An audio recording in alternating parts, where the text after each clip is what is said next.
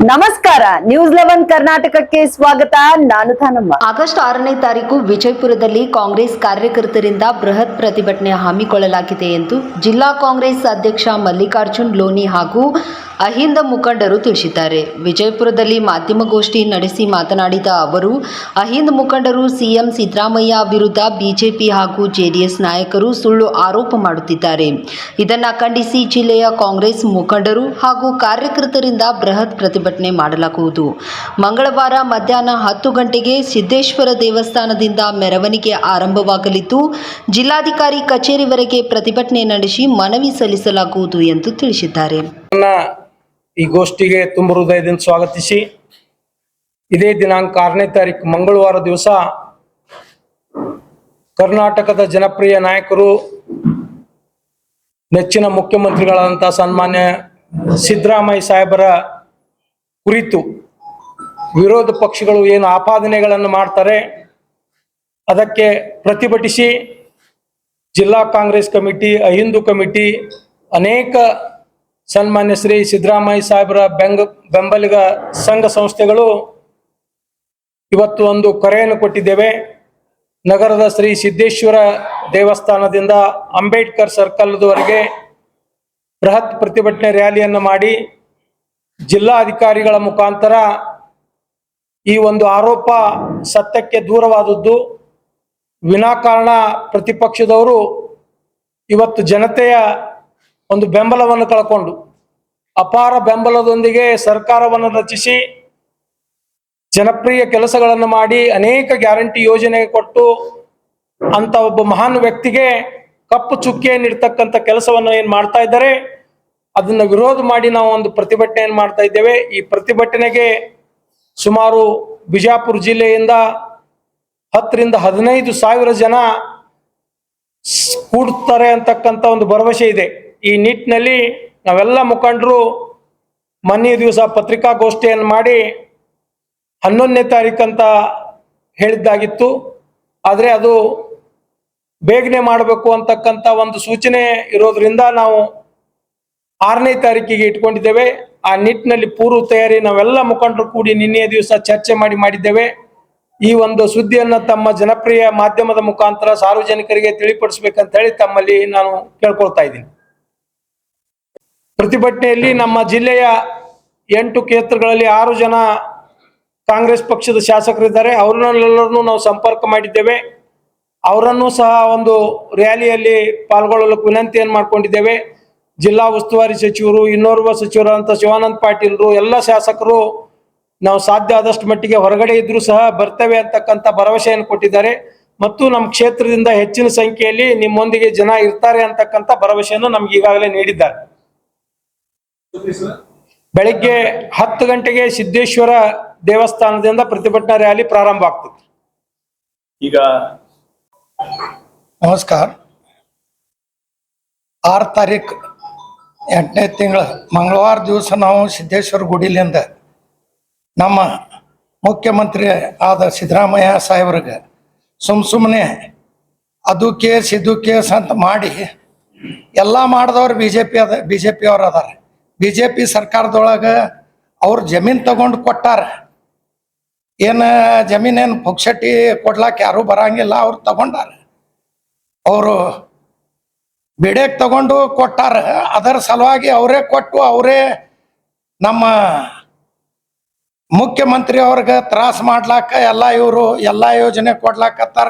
ಎಲ್ಲ ಕಾಸ್ಟ್ ಅವ್ರು ಚಲೋ ಮಾಡ್ಲಾಕತ್ತಾರ ಅಂತ ಅವ್ರ ಬೆನ್ನ ಹತ್ತಿ ಇಳಿಸ್ಬೇಕು, ಕೇಸ್ ಮಾಡ್ಬೇಕಂತ ಮಾಡ್ಲಾಕತ್ತಾರ.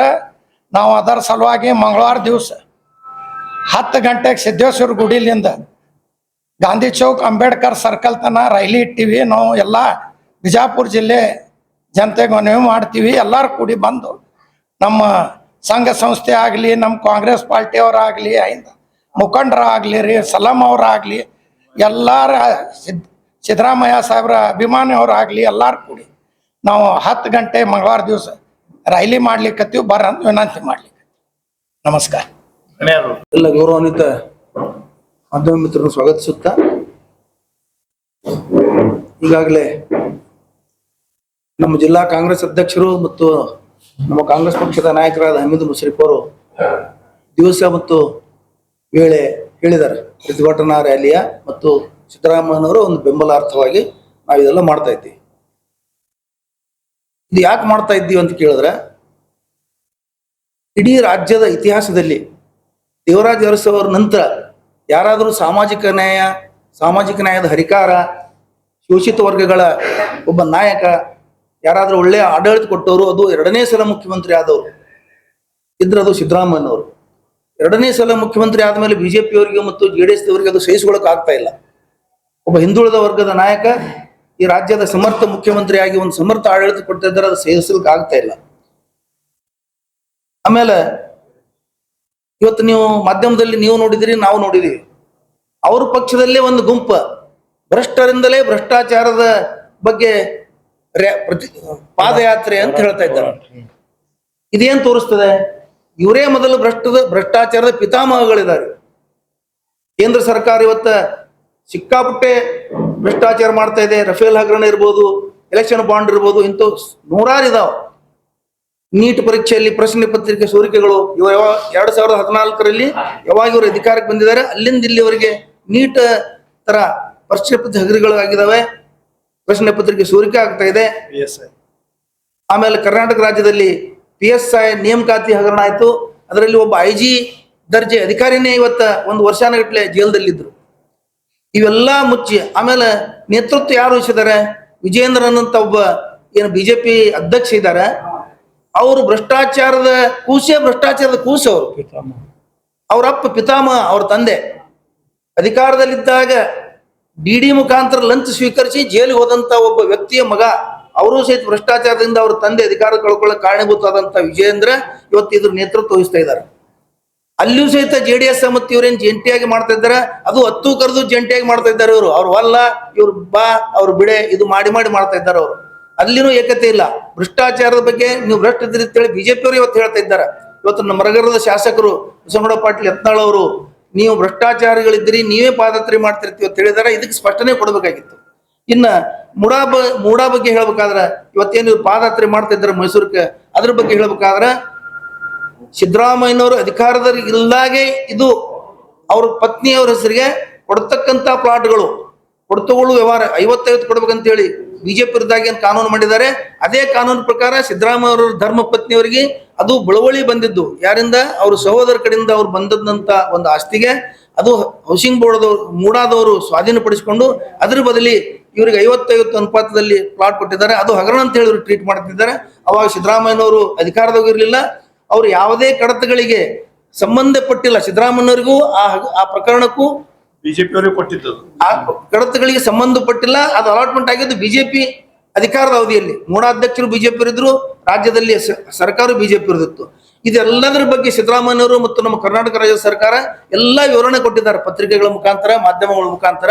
ಆದ್ರೆ ಇವತ್ತಿಗೂ ಇವ್ರ ಮೇಲೆ ಏನು ಆರೋಪ ಇದಾವಲ್ಲ, ದೇವೇಗೌಡರ ಕುಟುಂಬಕ್ಕೆ ಮತ್ತು ಕುಮಾರಸ್ವಾಮಿ ಅವರ ಕುಟುಂಬಕ್ಕೆ ಅಲ್ಲಿ BJP ಅವರು ಪ್ಲಾಟ್ಗಳು ಪಡೆದಿದ್ದು, JDS ಅವರು ಪ್ಲಾಟ್ಗಳು ಪಡೆದಿದ್ದ ಬಗ್ಗೆ ವಿವರಣೆ ಕೊಡಕ್ಕೆ ರೆಡಿ ಇಲ್ಲ ಇವತ್ತಿಗೆ. ಅವರು ಸುಮಾರು 15 ದಿವಸಗಳ ಕಾಲ ಮಾಧ್ಯಮಗಳಲ್ಲಿ ಇದು ಚರ್ಚೆ ನಡೀತಾ ಇದೆ.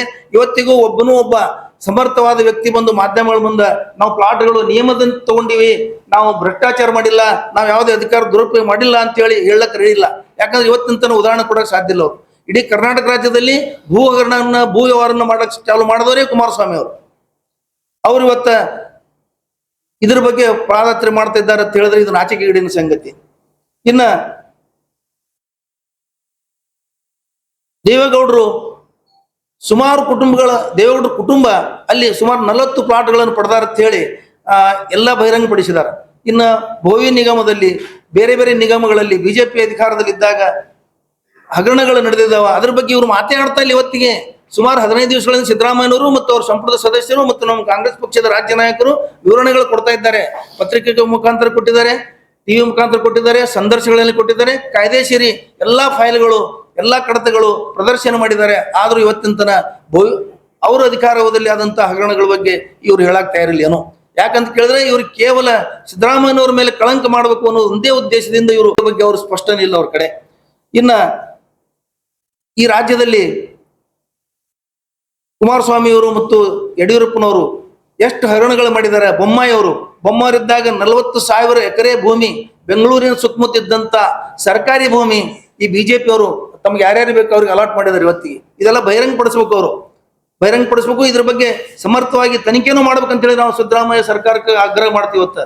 ಯಾಕಂತ ಕೇಳಿದ್ರೆ ಇವರು ಅದ್ರ ಬಗ್ಗೆ ಒಂದು ಸಂಭಾಯಿತತನ ಅಥವಾ ಒಂದು ಅದ್ರ ಬಗ್ಗೆ ಯಾವುದೇ ಬೇಡಪ್ಪ, ನಾವು ಒಳ್ಳೆ ಆಡಳಿತ ಮಾಡೋನು, ಆ ಹಗರಣ ಈ ಹಗರಣ ಅನ್ನೋದು ಬೇಡ, ಯಾರ ಮೇಲೆ ಏನ್ ನಾವು ಟೀಕೆ ಟಿಪ್ಪಣಿ ಮಾಡೋದು ಬೇಡ, ನಾವು ಆಡಳಿತ ಕಡೆ ಗಮನ ಕೊಡೋನು, ಅಭಿವೃದ್ಧಿ ಕಡೆ ಗಮನ ಕೊಡೋನು ಅಂತ ಹೇಳಿ ಇವ್ರು ಏನ್ ಮಾಡ್ತಾ ಇದ್ದಾರೆ. ಅದರದೇ ಪರಿಣಾಮ ಇದು. ಇವ್ರು ಎದ್ದು ಕೂತಾರೆ ಇವತ್ತು. ಅದಕ್ಕೆ ಇವರು ಯಾರ್ಯಾರು ಏನ್ ಹಗರಣ ಮಾಡಿದ್ದಾರೆ ಅದಕ್ಕೂ ಮಟ್ಟ ಹಾಕಲಿಕ್ಕೆ ಇವರು ಸಿದ್ದರಾಮಯ್ಯನವರು ಪ್ರಯತ್ನ ಮಾಡ್ಬೇಕು, ದಿಟ್ಟ ಕ್ರಮ ತಗೋಬೇಕು ಅಂತ ಹೇಳುತ್ತಾ, ಇನ್ನೊಂದು ವಿಷಯ, ಯಾವಾಗ ನ್ಯಾಯಾಂಗ ತನಿಖೆಗೆ ಆದೇಶ ಮಾಡಿದ್ದಾರೆ, ಆದೇಶ ಮಾಡಿದ ಮೇಲೆ ಒಬ್ಬ ಅಬ್ರಾಹ್ಮನ್ ಅಂತ ಒಬ್ಬ ವ್ಯಕ್ತಿ ಮತ್ತೆ ಅದಕ್ಕೊಂದು ಕೇಸಿಗೆ ಪರ್ಮಿಷನ್ ಕೇಳ್ತಾನಂದ್ರೆ ಆಲ್ರೆಡಿ ನ್ಯಾಯಾಂಗ ತನಿಖೆ ನಡೆದ. ನ್ಯಾಯಾಂಗ ತನಿಖೆ ಅಂದ್ರೆ ಕೋರ್ಟೇ ಅದು, ಅದೇನು ಸಾಮಾನ್ಯ ಅಲ್ಲ. ಒಬ್ಬ ಹೈಕೋರ್ಟಿನ ನಿವೃತ್ತ ನ್ಯಾಯಾಧೀಶರು ಸಮರ್ಥವಾಗಿ ತನಿಖೆ ಮಾಡ್ತಾ ಇದ್ದಾರೆ. ಆ ತನಿಖೆ ನಡೆದಾಗಲೂ ಮತ್ತೆ ಇನ್ನೊಬ್ಬ ಕೇಸ್ ಮಾಡ್ತಂದ್ರೆ ಅರ್ಥ ಏನದಕ್ಕೆ? ಆಮೇಲೆ ಅಬ್ರಾಹ್ಮನ್ ಅಂತ ಒಬ್ಬ ವ್ಯಕ್ತಿ ಬಂದು ರಾಜ್ಯದ ರಾಜ್ಯಪಾಲರಿಗೆ ಒಂದು ಮನವಿ ಕೊಡ್ತಾನೆ, ನನಗ ಪರ್ಮಿಷನ್ ಕೊಡಿ ಪ್ರಾಸಿಕ್ಯೂಷನ್ ಅಂತ ಹೇಳಿ. 200 ಪುಟದೊಂದು ಫೈಲ್ ಕೊಡ್ತಾನವ. 200 ಪುಟದ ಫೈಲ್ ಯಾವಾಗ ಓದಿದ್ರು ಕೇವಲ 1 ತಾಸಿನ ನೋಟಿಸ್ ಹೋಗ್ತದೆ. ಅಬ್ರಾಹ್ಮನ್ ಕಡೆಯಿಂದ ಇವರು ಸ್ವೀಕಾರ ಮಾಡ್ತಾರೆ. ದೂರ ಸ್ವೀಕಾರ ಮಾಡಿದ ತಕ್ಷಣನೇ ಅವನಿಗೆ 1 ತಾಸು 2 ತಾಸಿನಾಗೆ ನೋಟಿಸ್ ಸಿದ್ದರಾಮಯ್ಯವ್ರು ಕೊಡ್ತಾರೆ. ಇವರು ಸುಮಾರು ವಿವರಣೆಗಳನ್ನು ಕೊಟ್ಟು ಬಂದಿದ್ದಾರೆ. ಅದಕ್ಕಿಂತ ಮೊದಲ ಸರ್ಕಾರ ಮತ್ತು ಮುಖ್ಯಮಂತ್ರಿಗಳು ನೇತೃತ್ವದಲ್ಲಿ ಸಂಪುಟ ಸದಸ್ಯರು ಕೊಟ್ಟು ಬಂದಿದ್ದಾರೆ. ಅದ್ರ ಬಗ್ಗೆ ಗಮನ ಹರಿಸಲು ತಯಾರಿಲ್ಲ ಅವರು. ಗವರ್ನರು ಬಿಜೆಪಿ ಯಾವಾಗ ಇಲ್ಲಿ ಬಂದಿದೆ ದೇಶದಲ್ಲಿ ಗವರ್ನರ್ಗಳ ಮುಖಾಂತರ ಬೇರೆ ಪಕ್ಷದ ಸರ್ಕಾರಗಳನ್ನು ಅಸ್ಥಿರಗೊಳಿಸಲು ಪ್ರಯತ್ನ ಮಾಡ್ತಾ ಇದ್ದಾರೆ. ಅದನ್ನು ನಾವು ಈ ಸಂದರ್ಭದಲ್ಲಿ ಖಂಡಿಸ್ತೀವಿ. ಅವ್ರು ಒಂದೇನಂದ್ರೆ, ಯಾರ್ಯಾರು ಗವರ್ನರ್ಗಳು ಇಲ್ಲಿ ಎಲ್ಲೆಲ್ಲಿ ವಿರೋಧ ಪಕ್ಷ ಸರ್ಕಾರಗಳಿದಾವೆ, ಬಿಜೆಪಿಯೇತರ ಸರ್ಕಾರಗಳಿದಾವೆ, ಯಾರ್ಯಾರು ಅವ್ರಿಗೆ ಕಿರಿಕಿರಿ ಕೊಡ್ತಾರೆ, ಯಾರು ಅಸಂವಿಧಾನಿಕವಾಗಿ ನಡ್ಕೊಳ್ತಾರೆ, ಅವ್ರಿಗೆ ಒಳ್ಳೆ ಹುದ್ದೆ ಕೊಡ್ತಾರೆ. ಅದ್ರ ಉದಾಹರಣೆ ಏನಂದ್ರೆ, ಪಶ್ಚಿಮ ಬಂಗಾಳದಲ್ಲಿ ಗವರ್ನರ್ ಇದ್ರು ಜಗದೀಪ್ ಧನ್ಕರ್ ಅಂತವ್ರು. ಅವ್ರಿಗೆ ಅಲ್ಲಿ ಬಹಳ ಕೀಟಲೆ ಕೊಟ್ರು ಅವರು ಮಮತಾ ಬ್ಯಾನರ್ಜಿ ಸರ್ಕಾರಕ್ಕೆ. ಅವರಿಗೆ ಉಪರಾಷ್ಟ್ರಪತಿ ಮಾಡಿದ್ರು. ಇದೇ ತರ ಯಾರ್ಯಾರು ಅವರು ಕ್ರಿಮಿನಲ್ಗಳಿದಾರ, ಯಾರ್ಯಾರು ಇದು ಇದ್ದಾರ ಅಂತವ್ರಿಗೆ ತಂತಂದು ಅವ್ರು ದೊಡ್ಡ ದೊಡ್ಡ ಹುದ್ದೆಗಳು ಕೊಡ್ತಾರ. ಅವ್ರು ಕ್ರಿಮಿನಲ್ ಅಂದ್ರೆ ನಾ ಕ್ರಿಮಿನಲ್ ಅಂತ ಹೇಳ್ತಾ ಇಲ್ಲ, ಯಾರ್ಯಾರು ಅಸಂವಿಧಾನಿಕ ನಡೀತಾರೆ, ಯಾರು ಅಸಂವಿಧಾನಿಕವಾಗಿ ತಮ್ಮ ರಾಜಭವನದ ಅಧಿಕಾರವನ್ನು ದುರುಪಯೋಗ ಪಡಿಸ್ತಾರೆ, ಅವ್ರಿಗೆ ತಂತಂದು ದೊಡ್ಡ ಹುದ್ದೆ ಕೊಡ್ತಾರೆ. ಅದಕ್ಕೆ ಈ ಗವರ್ನರ್ಗೂ ಸಹಿತ ತಮ್ಮ ಹಿಡಿತದಲ್ಲಿಟ್ಟುಕೊಂಡು ಇವ್ರ ಮುಖಾಂತರ ರಾಜ್ಯ ಸರ್ಕಾರ ಅಸ್ಥಿರಗೊಳಿಸಬೇಕು. ಇದು ಹಿಂದುಳಿದ ಒಬ್ಬ ನಾಯಕ. ಇವತ್ತು ಇಡೀ ರಾಷ್ಟ್ರದಲ್ಲಿ ಒಬ್ಬ ಸಮರ್ಥ ಮುಖ್ಯಮಂತ್ರಿ ಏನಾದರೂ ಇದ್ರೆ ಅದು ಸಿದ್ದರಾಮಯ್ಯನವರು. ಇಡೀ ರಾಷ್ಟ್ರದಲ್ಲಿ ಜನಪರ ನಾಯಕ, ಸಾಮಾಜಿಕ ನ್ಯಾಯ, ಸಂವಿಧಾನಬದ್ಧವಾಗಿ ಆಡಳಿತ ಮಾಡತಂತ ಒಬ್ಬ ಮುಖ್ಯಮಂತ್ರಿ ಇವತ್ತು ಯಾರಾದ್ರೂ ಇದ್ದ ಅದು ಸಿದ್ದರಾಮಯ್ಯನವರು ವಾಜಪೇಯಿ ಇವರಿಗೆ, ಮೋದಿ ಅವರಿಗೆ ಮತ್ತು ಬಿಜೆಪಿ ಅವರಿಗೆ ಸಿಂಹ ಸ್ವಪ್ನಾಗಿದ್ದಾರೆ. ಅವರು ಯಾವಾಗ ಇವ್ರಿಗೆ ಇಳಿಸ್ಬೇಕು ಅನ್ನೋಂಥ ಪ್ರಯತ್ನ ನಡೆದವು ಅವ್ರಿಗೆ. ಇದಕ್ಕೆ ಅವಕಾಶ ಕೊಡಬಾರದು. ರಾಜ್ಯದ ಜನತೆ, ಇಡೀ ರಾಜ್ಯದ ಜನತೆ ಸಂವಿಧಾನಬದ್ಧವಾಗಿ 137 ಜನರನ್ನ ಆರಿಸಿ ಕಳಿಸಿ ಇವತ್ತು ಸುಭದ್ರ ಸರ್ಕಾರ ಕೊಟ್ಟಿದ್ದಾರೆ. ಅಂತ ಸರ್ಕಾರ ಒಂದು ವೇಳೆ ಇವ್ರು ಏನ್ರಿ ಅಭದ್ರ ಮಾಡಕ್ ಹೋದ್ರ ಇದು ಸಂವಿಧಾನಕ್ಕೆ ಅಪಮಾನ, ರಾಜ್ಯದ ಜನತೆಗೆ ಅಪಮಾನ ಅಂತೇಳಿ ಸಂದರ್ಭದಲ್ಲಿ ನಾನು ಹೇಳ್ತೇನೆ. ಅದಕ್ಕೆ ನಾವು ದಿನಾಂಕ 6ರಂದು ಮಂಗಳವಾರ ಬೆಳಿಗ್ಗೆ 10 ಗಂಟೆಗೆ ಸಿದ್ದೇಶ್ವರ ಗುಡಿಯಿಂದ ಬೃಹತ್ ರ್ಯಾಲಿ ಮುಖಾಂತರ ಸಿದ್ದರಾಮಯ್ಯನವರಿಗೆ ಬೆಂಬಲ ಕೊಡ್ತೀವಿ. ಅಲ್ಲಿಂದ ಪ್ರಾರಂಭವಾದ ರ್ಯಾಲಿ ಅಂಬೇಡ್ಕರ್ ಸರ್ಕಲ್ದಲ್ಲಿ ಬಂದು ಸಮಾವೇಶಗೊಂಡು ಅಲ್ಲಿ ನಮ್ಮ ನಾಯಕರುಗಳು ಮಾತನಾಡ್ತಾರೆ ಮತ್ತು ಸಿದ್ದರಾಮಯ್ಯನವರು ಬೆಂಬಲಿಸ್ತಾರೆ. ಅದಕ್ಕೆ ನಾವು ಇವತ್ತು ತಮ್ಮ ಮುಖಾಂತರ ಈ ವಿಚಾರಗಳನ್ನು ತಮ್ಮ ಮುಂದಿಡ್ತಾ ಇದ್ದೀವಿ. ಈ ತಮ್ಮನ್ನು ಉದ್ದೇಶಿ ಮುಖ್ಯಮಂತ್ರಿ ಆದಂತಹ ಸಿದ್ದರಾಮಯ್ಯ ಸಾಹೇಬರು ಬೆಂಬಲ ಸಲುವಾಗಿ ನಾವು ಎಲ್ಲ ಕಾಂಗ್ರೆಸ್ ಮುಖಂಡರು ಮತ್ತು ಹಿಂದೂ ಮುಖಂಡರು ಎಲ್ಲರೂ ಕೂಡಿ ಇವತ್ತ ಮಾಧ್ಯಮ ಮುಖಾಂತರ ಜನಸಾಮಾನ್ಯರಿಗೆ ತಿಳಿಸ್ಲಿಕ್ಕೆ ನಾವೊಂದು ನಮ್ಮ ಮುಖಾಂತರ ಹೇಳಿಕೆ ಬಯಸ್ತಾ ಇದ್ವು. ನಾಳೆ ದಿನ 6ನೇ ತಾರೀಕು 10 ಗಂಟೆಗೆ ಸಿದ್ದೇಶ್ವರ ಗುಡಿಯಿಂದ ನಾವು ಪ್ರಾರಂಭ ಮಾಡ್ತಾ ಇದ್ವಿ. ಎಲ್ಲ ಜನಸಾಮಾನ್ಯರು, ಎಲ್ಲ ಗ್ಯಾರಂಟಿ ಯೋಜನೆ ಪಡೆದವರು, ಅಲ್ಲದೆ ಸಿದ್ದರಾಮಯ್ಯ ಸಾಹೇಬರು ಬೆಂಬಲಿಗರು, ಜಿಲ್ಲೆಯಾದಂಥ ಎಲ್ಲ ಜನರು ನಾಳೆ 6ನೇ ತಾರೀಕಿಗೆ ಬರ್ಬೇಕಂತ ನಾವು ಅವರಲ್ಲಿ ಹೇಳಿ ಮನವಿ ಮಾಡ್ಕೊತಾ ಇದ್ವಿ. ಬಂದು ಸಪೋರ್ಟ್ ಮಾಡ್ಬೇಕು. ಯಾಕಂದ್ರೆ ಬಿಜೆಪಿ ಅವರ ಸುಳ್ಳು ಅಂದ್ರೆ ಬಿಜೆಪಿ ಅಂದ್ರೆ ಸುಳ್ಳು. ಇದು ಬೇಕೋ ಸಾಹೇಬ್ ಅದ್ಕೇಶಿ ಯಾವಾಗಿಂದ ಮೋದಿ ಸಾಹೇಬ್ರು ಕೂತಾವ ಅವತ್ತಿಂದ ಇಲ್ಲಿವರೆಗ ಸುಳ್ಳಿನ ಸರ್ದಾರ್ ಅವರು, ಇವರೆಲ್ಲ ಅವ್ರ ಭಕ್ತರು. ಆದ್ದರಿಂದ ಸಿದ್ದರಾಮಯ್ಯಪ್ಪ ಸಾಹೇಬ್ರಿಗೆ ಏನು ಕಲಂಕ ಇಲ್ಲ ಅಂದ್ರೆ ಏನ್ ಮಾಡ್ಬೇಕು ಅನ್ನೋದು ಉದ್ದೇಶದಿಂದ ತಮ್ಗೆ ಗೊತ್ತಿದ್ದಂತೆ ಬಿಜಾಪುರ್ನಾಗೂ ನಾವು ಜೀವಿ ಕೊಡ್ತಿದ್ವು ವಿಡಿಯೋ ಮುಖಾಂತರ. ವಿಡಿಯೋ ಮುಖಾಂತರ ಜಿವಿ ಅಂದ್ರೆ ನಮ್ಗೆ ಒಂದು 55%, ಅವ್ರಿಗೆ 45% ಆಗಿ ಒಂದು ನಮ್ಮ ಜಮೀನು ಕೊಟ್ರೆ ಅವ್ರೆಲ್ಲ ಇದು ಮಾಡ್ಕೊಡ್ತಿತ್ತು ಅದಕ್ಕೆ ಜಿವಿ ಎತ್ತಿದ್ರು. ಈಗ ವಿಡಿಯೋಕ್ಕೆ ಯಾರು ಜಿವಿ ಕೊಡಕ್ಕೆ ಅಂಜಲಾಕತ್ತಾರ. ಈ ಬಿಜೆಪಿ ಸರ್ಕಾರ ಇದ್ದಾಗ ಮಾತ್ರ ಜಿವಿ ಕೊಟ್ಟಿದ್ದು. ಇವತ್ತಿನ ದಿವಸ ಮತ್ತೆ ಅದಕ್ಕೆ ಪುನಃ ಅವ್ರು ಹೇಳ್ತಿದ್ದಾರೆ ಜಾಯಿಂಟ್ ವೆಂಚರ್. ಜಿವಿ ಅಂದ್ರೆ ಜಾಯಿಂಟ್ ವೆಂಚರ್. ಅದಕ್ಕೆ ಈ ತರ ಗರ್ನಿಕೇಶಿ ಏನು ಕೆಲಸ ಇರ್ಲಿಕ್ಕಾದ್ರೆ ಏನಾದ್ರು ಹುಡುಕಾಡ್ಬೇಕು ಅನ್ನೋದು ಇವ್ರ ಒಂದು ಪದ್ಧತಿ ಅದ, ಮೊದ್ಲಿಂದ ಅದ, ಈಗಲೂ ಮಾಡ್ತಾ ಇದಾರ. ಯಾವತ್ತು ಸುಳ್ಳು ಆಗೋದು ಖರೇನೆ ಆಗೋದು. ಸಿದ್ದರಾಮಯ್ಯ ಸಾಹೇಬ್ರು ಕಲಂಕರಹಿತ ಇರ್ತಾರ, ಮುಂದಾದ್ರೂ ಇರ್ತಾರ. ಅದಕ್ಕೆ ಅವ್ರ ಬಗ್ಗೆ ಒಂದು ಸುಳ್ಳು ಇದು ಮಾಡೋ ಸಲುವಾಗಿ ಒಂದು ಪಾದಯಾತ್ರೆ, ಇವ್ರು ಪಾದಯಾತ್ರೆ ಮಾಡ್ಲಿಕ್ಕೆ ನೈತಿಕತೆನೇ ಇಲ್ಲ ಅವ್ರಿಗೆ. ಯಾಕಂದ್ರೆ ಎಲ್ಲ ಮೊನ್ನೆ ನಮ್ಮ ಬಸವನಗೌಡ ಸಾಹೇಬ್ರೆ ಇವತ್ತು ಪೇಪರ್ನಾಗ ಕೊಟ್ಟೋದು ಕೇಳ್ರಿ. ಆ ತರ ಅವ್ರದ್ದು ಪಕ್ಷನವ್ರೆ ಅವ್ರಿಗೆ ವಿರೋಧ ಆಗ್ತಾರ. ಮೊನ್ನೆ ಕೋವಿಡ್ನಾಗ 2,000 ಕೋಟಿ ರೂಪಾಯಿ ಹಗರಣ ಆಗಿದ್ದು ಅಂತ ಅವರು ಹೇಳಿದ್ದಾರೆ. 40,000 ಕೋಟಿ ರೂಪಾಯಿಗಳನ್ನು ಹಗರಣ ಆಗಿದ್ದು ಇದೇ ನಮ್ಮ ಶಾಸಕರಂತ ಹೇಳಿದ್ರು.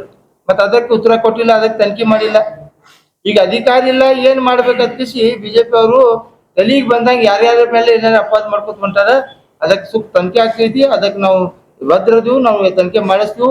ನಾವೆಲ್ಲ ಮುಖಂಡರು ನಾಳೆ ಎಲ್ಲ ಸಿದ್ದರಾಮಯ್ಯ ಸಾಹೇಬ್ರಿಗೆ ಬೆಂಬಲ ಕೊಟ್ಕಿಸಿ ಜನತೆಗೆ ಅದು ಏನ್ ಸುಳ್ಳು ಹೇಳತ್ತಾರ ಅದ್ರ ಬಗ್ಗೆ ತಿಳುವಳಿಕೆ ಕೊಟ್ಕಿಸಿ ಬರ್ತಾರೆ. ಅಲ್ಲಿ ಮುಖಾಂತರ ನಾವು ಇದು ಪ್ರಾರ್ಥನೆ ಮಾಡ್ತೀವಿ ಹೊತ್ಕಿಸಿ ಮತ್ತೆಲ್ಲರೂ ತಾವೆಲ್ಲರೂ ಬರ್ಬೇಕಂತ ತಮ್ಮ ಮುಖಾಂತರ ನಾವು ಅವ್ರಿಗೆ ಕೇಳಾಗತ್ತೀವಿ. ಮತ್ತು ಮಹಾನಗರ ಪಾಲಿಕೆ ಎಲ್ಲ ಗೌರವಾನ್ವಿತ ಸದಸ್ಯರಿಗೂ ಕೂಡ ತಾವೆಲ್ಲ ತಮ್ಮ ಬೆಂಬಲಿಗರಿಗೆ ತಂದ್ಕಿಸಿ ಈ ಬೆಂಬಲವನ್ನು ಸೂಚಿಸಬೇಕಂತ ಈ ಸಂದರ್ಭದಲ್ಲಿ ನಾನು ಹೇಳಲಿಕ್ಕೆ ಬಯಸ್ತೀನಿ. ಜೈ ಹಿಂದ್, ಜೈ ಕರ್ನಾಟಕ. ದಿವಂಗತ ದೇವರಾಜ ಅರಸು ಅವರ ನಂತರ ಸಂವಿಧಾನಬದ್ಧವಾಗಿ ಸಂವಿಧಾನ ಆಶಯನ್ನ ಈಡೇರಿಸುವಲ್ಲಿ ಬಹಳ ಮನಸ್ಸು, ಇಚ್ಛಾ ಅಷ್ಟೇ ಸ್ವಚ್ಛತೆಯಿಂದ ನಿಷ್ಕಳಂಕವಾಗಿ ಈ ರಾಜ್ಯದ ಮುಖ್ಯಮಂತ್ರಿ ಸ್ಥಾನವನ್ನ ಅಲಂಕರಿಸಿ ಎಲ್ಲ ವರ್ಗದವರಿಗೆ ಸಾಮಾಜಿಕ ನ್ಯಾಯದ ಅಡಿಯಲ್ಲಿ ಒಂದು ನ್ಯಾಯವನ್ನು ಕೊಡ್ತಾ ಸುಭದ್ರವಾದ ಸರ್ಕಾರವನ್ನ ರಚಿಸಿ ಅಪಾರ 135 MLA ಹೊಂದಿದಂತ ಯಾವುದೇ ಕರ್ನಾಟಕದಲ್ಲಿ ಇಂಥ ಪರಿಸ್ಥಿತಿಯಲ್ಲಿ ಯಾರಾದ್ರೂ ಅವರ ನೇತೃತ್ವದಲ್ಲಿ ಬಂದಿದ್ರೆ ಅವರೇ ಸಿದ್ದರಾಮಯ್ಯ ಸಾಹೇಬರು ಒಬ್ಬರೇ ಅಂತ ನಾ ಹೇಳ್ಬೋದು. ಬಂಧುಗಳೇ, ಇವತ್ತು ಏನು ಅವ್ರ ಮೇಲೆ ಬಂದಂತ ಆಪಾದನೆಗಳಿವೆ, ಇವೆಲ್ಲ ಆಪಾದನೆಗಳು ಬಹಳ ಮುಜುಗುರಿಕೆ ಒಳಗಾಗಿದೆ. ಕೇವಲ ನಾವು ಅವರ ಬೆಂಬಲಿಗರು, ಕಾಂಗ್ರೆಸ್ನವರು, ಹಿಂದೂ ವರ್ಗದವರು ಅಷ್ಟೇ ಅಲ್ಲ, ಇವತ್ತು ಬಿಜೆಪಿಯವರು ಸಹಿತ ಇದನ್ನ ಅಲ್ಲಗಳಿತಾರೆ. ಸಿದ್ದರಾಮಯ್ಯ ಸಾಹೇಬರು ಈ ರೀತಿ ಮಾಡೋರಲ್ಲ, ಇದು ಏನೋ ರಾಜಕೀಯ ಪಿತೂರಿ ಇದೆ, ಇದು ಮಾಡಿದ್ದಾರೆ. ಅವರು ಒಬ್ಬ ನಿಷ್ಕಳಂಕವಾದಂತ ರಾಜಕೀಯ ವ್ಯಕ್ತಿತ್ವ ಉಳ್ಳಂತ ಮನುಷ್ಯರು, ಅವರು ಎಲ್ಲ ಕಳಕಳಿ ಉಳ್ಳಂತ ಮನುಷ್ಯರು, ಇಂಥದ್ದು ಮಾಡ್ಲಿಕ್ಕೆ ಸಾಧ್ಯವೇ ಇಲ್ಲ ಅಂತ ಹೇಳಿದ್ದಾರೆ. ಆದ್ರೂ ಸಹಿತ ಇವತ್ತೇನು ಅವ್ರ ಮೇಲೆ ಬಂದಂತ ಕಳಂಕ ಇದೆ, ಅದು ಯಾವುದೇ ಅವರ ಜೀವನದಲ್ಲಿ ಒಂದು ಸಣ್ಣ ಬ್ಲಾಕ್ ಸ್ಪಾಟ್ ಇಲ್ಲ. ಅಂಥದ್ದು ಏನಾದ್ರೂ ಮಾಡಿ ಅವರಿಗೆ ಒಂದು ಮಾಡ್ಬೇಕಂತ ಏನು ಹುನ್ನಾರ ಮಾಡ್ತಾ ಇದ್ದಾರೆ. ಇವರಿಗೆ ನಾವೆಲ್ಲ ರಾಜ್ಯದ ವಿವಿಧ ಸಂಘ ಸಂಸ್ಥೆ ಅಷ್ಟೇ ಅಲ್ಲ, ಎಲ್ಲ ವರ್ಗದವರು, ಸಮಾನ ಮನಸ್ಕರು ಈ ಒಂದು ಘಟನೆಯನ್ನ ಖಂಡಿಸಲೇಬೇಕಾಗ್ತದೆ.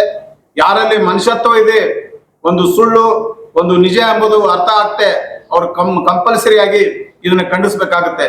ಇವತ್ತು ಬಂಧುಗಳೇ, ಕೇವಲ ಇವರು ಹಿಂದೂ ವರ್ಗದ ಒಬ್ಬ ನಾಯಕರಿದ್ದಾರೆ, ಹಿಂದುಳಿದ ವರ್ಗದವರಿದ್ದಾರೆ ಅಂತೇಳಿ ಏನಾದರೂ ಪಿತೂರಿ ಮಾಡ್ತಿದ್ರೆ ಮುಂಬರುವ ದಿನಮಾನಗಳಲ್ಲಿ ದಲಿತರು, ಹಿಂದುಳಿದವರು, ಅಲ್ಪಸಂಖ್ಯಾತರು, ಇನ್ನುಳಿದ ಧರ್ಮದಲ್ಲಿ ಜಾತಿಯಲ್ಲಿದ್ದಂತ ಸಮಾನ ಮನಸ್ಕರನ್ನ ಎಲ್ಲರೂ ಕೂಡ್ಕೊಂಡು ನಾವು ರಾಜ್ಯಾದ್ಯಂತ ಉಗ್ರವಾದ ಹೋರಾಟವನ್ನ ಮಾಡ್ತಾ ಇದ್ದೇವೆ. ಇದು ಕೇವಲ ನಾವು ನೆಪ ಮಾತ್ರಕ್ಕೆ ಇವುದು ಬೆಂಬಲ ಆಗ್ತಿಲ್ಲ. ನಮ್ಮ ಹೋರಾಟ ಏನಿದೆ, ಹಸಿವಿನಿಂದ ಬಂದಂತ ನಮ್ಮ ಅಹಿಂದ ವರ್ಗ ಏನು ಒಂದು ಸಾಮಾಜಿಕ ನ್ಯಾಯದಲ್ಲಿ ನಮಗೆ ನ್ಯಾಯ ಸಿಕ್ಕಿದೆ, ಇವತ್ತು ಅದನ್ನು ಸಹಿಸಿಕೊಳ್ಳುವಂತ ಮನುವಾದಿಗಳು, ಇವತ್ತೇನು ಪಟ್ಟಭದ್ರ ಹಿತಾಸಕ್ತಿಗಳು ಏನು ಅಪವಾದನೆ ಮಾಡ್ತಾ ಇದ್ದಾರೆ, ಅವರಿಗೆ ಒಂದು ತಕ್ಕ ಪಾಠ ಕಲಿಸಲೇಬೇಕಾಗುತ್ತೆ. ಇವತ್ತು ಬಾಬಾ ಸಾಹೇಬ್ ಅಂಬೇಡ್ಕರ್ ಅವರ ಸಂಪೂರ್ಣವಾದ ಒಂದು ಸಂವಿಧಾನದ ಆಶೆಯನ್ನ ಈಡೇರಿಸುವಲ್ಲಿ ಸಿದ್ದರಾಮಯ್ಯ ಸಾಹೇಬರಿಗೆ ಕೆಲಸ ಮಾಡ್ತಾ ಇದ್ದಾರೆ. ಇವತ್ತು ನೋಡ್ಬೇಕು, ಹೆಣ್ಮಕ್ಳಿಗೆ ಸಮಾನವಾದ ಹಕ್ಕು ಕೊಡುವಲ್ಲಿ, ಅವರಿಗೆ ಸಮಾನವಾಗಿ ನೋಡುವಲ್ಲಿ, ದೀನ ದಲಿತರಿಗೆ, ಅಲ್ಪಸಂಖ್ಯಾತರಿಗೆ, ಹಿಂದುಳಿದ ವರ್ಗದವರಿಗೆ, ಇತರೆ ಲಿಂಗಾಯತ ಸಮಾಜದವರು ಸಹಿತ ಸಾಮಾಜಿಕ ನ್ಯಾಯದ ಅಡಿಯಲ್ಲಿ ಒಂದು ನ್ಯಾಯ ಕೊಡ್ತಾ ಇದ್ದಾರೆ. ಇದು ಸಹಿಸ್ತಾ ಆಗೋದಿಲ್ಲ. ಇದು ಏನು ನಮ್ಮ ದೇಶದ ಪ್ರಧಾನಮಂತ್ರಿಗಳಿದ್ದಾರೆ ಮೋದಿಯವರಿಗೆ ಮಾಡ್ಲಿಕ್ಕೆ ಸಾಧ್ಯ ಆಗಿಲ್ಲ. ಇದು ಇಡೀ ದೇಶವೇ ಸಿದ್ದರಾಮಯ್ಯ ಸಾಹೇಬರನ್ನ ಕೊಂಡಾಡ್ತಾ ಇದೆ. ಸಿದ್ದರಾಮಯ್ಯ ಸಾಹೇಬರ ಬಗ್ಗೆ ಈಗ ನಾವೆಲ್ಲ ರಾಜ್ಯದವರು ಅಷ್ಟೇ ಅಲ್ಲ, ಇಡೀ ದೇಶದಲ್ಲೇ ಅವರೊಬ್ಬ ಮುಂದಿನ ದಿನಮಾನಗಳಲ್ಲಿ ಪ್ರಧಾನಮಂತ್ರಿ ಆಗಬೇಕು, ಇಂಥವ್ರ ನಾಯಕ ಸಿಕ್ಕರೆ ನಮ್ಮ ದೇಶ ಉದ್ಧಾರ ಆಗುತ್ತಂತ ಅನ್ನುವ ನಿಟ್ಟಿನಲ್ಲಿ ಇದ್ದಾಗ ಇವತ್ತು ಅವ್ರ ಮೇಲೆ ಬಂದಂತ ಏನು ನೋಡ್ರಿ ವಿಶೇಷವಾಗಿ ಹೇಳ್ತಾರೆ ಅದು ಮೂಲ ಇದು ದಲಿತರ ಜಮೀನಿತ್ತು ಅಂದ್ರೆ ಇದ್ರ ಅರ್ಥ ಏನು ದಲಿತರನ್ನೇ ಎತ್ತು ಕಟ್ಟಬೇಕು. ಇದೆಲ್ಲಾ ಸುಳ್ಳು. ಆ ಕಡತವನ್ನ ಈಗಾಗಲೇ ಎಲ್ಲಾ ಪರಾಮರ್ಶೆ ಮಾಡಿದ್ದಾರೆ, ಎಲ್ಲಾ ಸಂಘ ಎಲ್ಲಾ ಸಮಾಜದವರು. ಈಗ ಅದು ಏನಿದೆ ಅಂದ್ರೆ ಅದು ಈಗ ಮಾಡಿದಂತ ಅಪವಾದನೆ ಸತ್ಯಕ್ಕೆ ದೂರವಾದಂಥದ್ದು.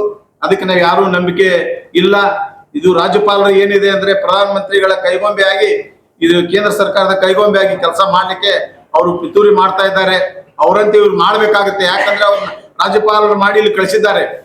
ಆದ್ರೆ ಕಾನೂನನ್ನ ಧಿಕ್ಕರಿಸಿ ಮಾಡುವಂತದ್ದು ಅಷ್ಟು ಸುಲಭಿಲ್ಲ.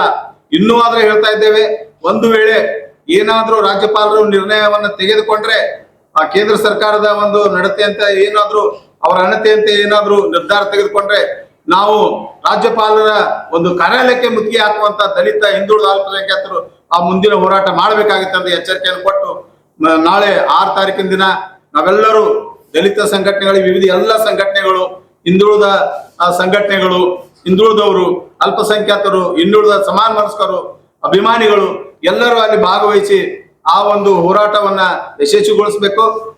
ಸಿದ್ದರಾಮಯ್ಯ ಸಾಹೇಬರನ್ನ ಅವರನ್ನ ಏನಿದು ಅವ್ರ ಮೇಲೆ ಬಂದಂತ ಕಪ್ಪು ಚುಕ್ಕೆ ಇದನ್ನೆಲ್ಲ ನಾವು ಖಂಡಿಸ್ಬೇಕಂತ ಹೇಳಿ ನಾನು 2 ಮಾತು ಮುಗಿಸ್ತೇನೆ. ಜೈ ಭೀಮ್, ಜೈ ಭಾರತ್. ನಿರಂತರ ಸುದ್ದಿಗಾಗಿ ನೋಡ್ತಾ ಇರಿ News11 ಕರ್ನಾಟಕ. ಲೈಕ್ ಮಾಡಿ, ಶೇರ್ ಮಾಡಿ, ಸಬ್ಸ್ಕ್ರೈಬ್ ಮಾಡಿ ಹಾಗೂ ಬೆಲ್ ಐಕಾನ್ ನ ಒತ್ತಿರಿ.